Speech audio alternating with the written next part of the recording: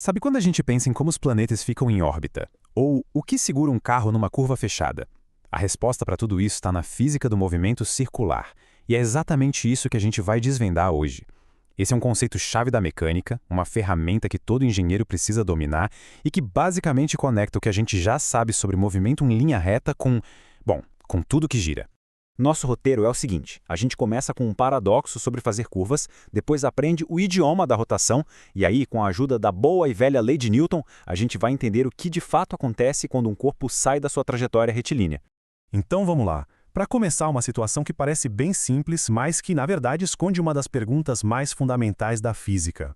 Olha só para este piloto de BMX. Ele está no meio de uma curva e vamos imaginar que o velocímetro dele está cravado ali em 30 km por hora. Não sobe nem desce. A velocidade parece constante, não é? Pois é, mas é aqui que a física começa a ficar bem interessante. Mesmo com o velocímetro parado, ele está sim acelerando. Mas como assim? E aí fica a pergunta, o nosso quebra-cabeça. Se um objeto se move em círculo com uma rapidez constante, ele está acelerando? A resposta, por mais contraintuitivo que pareça, é um sonoro sim. E entender o porquê desse sim é a chave para todo o resto que a gente vai ver.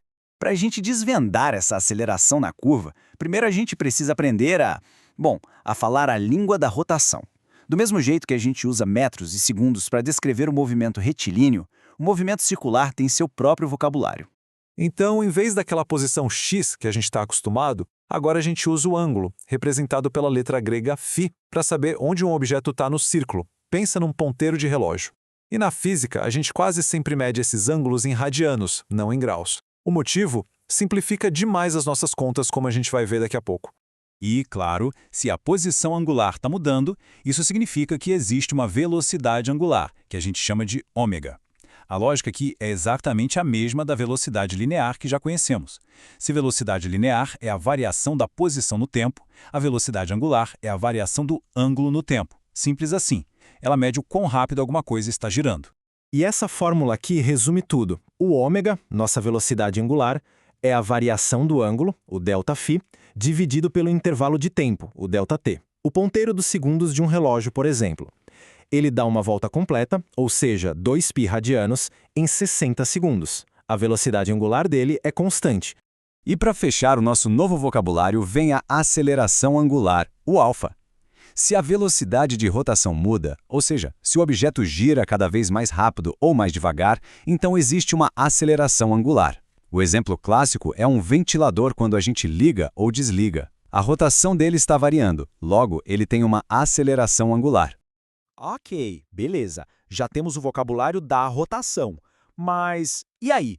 Como que isso se conecta com os quilômetros por hora que a gente vê no velocímetro de um carro? Como a gente traduz radianos por segundo para metros por segundo? A resposta, a ponte entre esses dois mundos, é uma grandeza bem familiar. O raio da trajetória, o nosso R. É o raio que serve como nosso tradutor universal, permitindo converter o quanto algo girou na distância que ele de fato percorreu. E essas aqui são as relações fundamentais. A distância percorrida na borda do círculo, o comprimento do arco, é simplesmente o raio vezes o ângulo girado. E o mais importante para a gente, a velocidade linear v, aquela que o velocímetro marca, é o raio r multiplicado pela velocidade angular ômega. É por isso que num carrossel, quem senta num cavalinho de fora anda mais rápido que quem está no centro, mesmo que os dois completem a volta no mesmo tempo. Esse diagrama aqui é basicamente a nossa pedra de Roseta, o nosso decodificador. Para ir do mundo angular para o linear, é só multiplicar pelo raio. Para fazer o caminho inverso, a gente divide pelo raio. Essa é a conexão essencial entre girar e se deslocar. Muito bem. Agora que a gente está com essas ferramentas em mãos, vamos voltar lá para o nosso piloto de BMX. Por que ele está acelerando se a rapidez dele é constante? O segredo todo está aqui. Velocidade não é só um número, é um vetor. E um vetor tem duas coisas: módulo, que é o tamanho ou a rapidez, e direção. Numa curva, mesmo que o módulo da velocidade não mude, a direção dela está mudando a cada instante. E qual é a definição de aceleração? É qualquer mudança no vetor velocidade, seja no módulo, seja na direção. E para essa aceleração que tem um trabalho específico de ficar mudando a direção do vetor velocidade, a gente dá um nome especial: aceleração centrípeta. Centrípeta vem do latim e quer dizer, literalmente, que busca o centro. E é exatamente isso que ela faz. Ela aponta o tempo todo para o centro do círculo, puxando o objeto para que ele consiga fazer a curva. E chegamos na fórmula que todo estudante de engenharia tem que saber de cor. A aceleração centrípeta é v² sobre r. O que isso quer dizer na prática?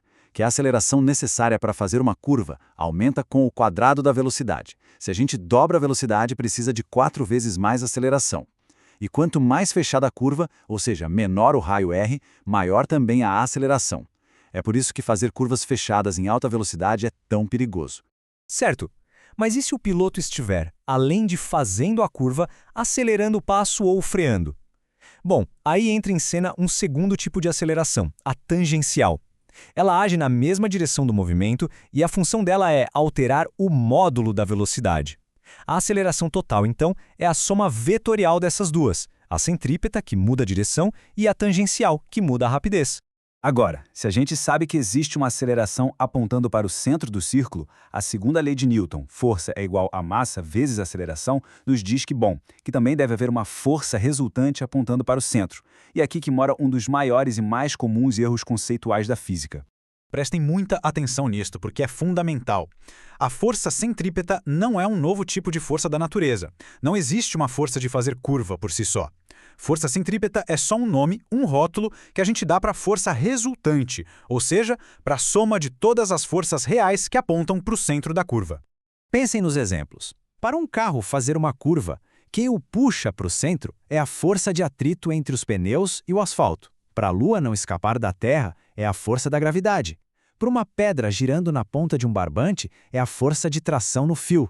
Em cada um desses casos, o atrito, a gravidade e a tração são as forças reais que estão fazendo o papel de força resultante centrípeta. Certo, então vamos juntar tudo isso e aplicar num cenário clássico da engenharia. Como a gente projeta uma curva para que ela seja segura? Aqui está a receita de bolo para resolver praticamente qualquer problema de dinâmica em movimento circular. Primeiro passo, esqueça os eixos x e y tradicionais. Defina um eixo radial, que aponta sempre para o centro da curva, e um tangencial. Segundo, desenhe o diagrama de corpo livre com todas as forças reais que atuam no objeto. E terceiro, aplique a segunda lei de Newton na direção radial. A soma das forças nesse eixo tem que ser igual a massa vezes a aceleração centrípeta, ou seja, mv² sobre r. E para terminar, uma reflexão que une tudo o que a gente conversou. Todo mundo já deve ter reparado que pistas de corrida e muitas estradas são inclinadas nas curvas. Essa sobreelevação não está lá à toa. Fica a pergunta: por que isso é feito? Como essa inclinação afeta as forças, como a força normal e o atrito, para ajudar o carro a fazer a curva com mais segurança e em maior velocidade. É um belo exemplo de como engenheiros usam todos esses princípios para projetar um mundo mais rápido e, ao mesmo tempo, mais seguro. No fim das contas, a física está literalmente pavimentando nosso caminho.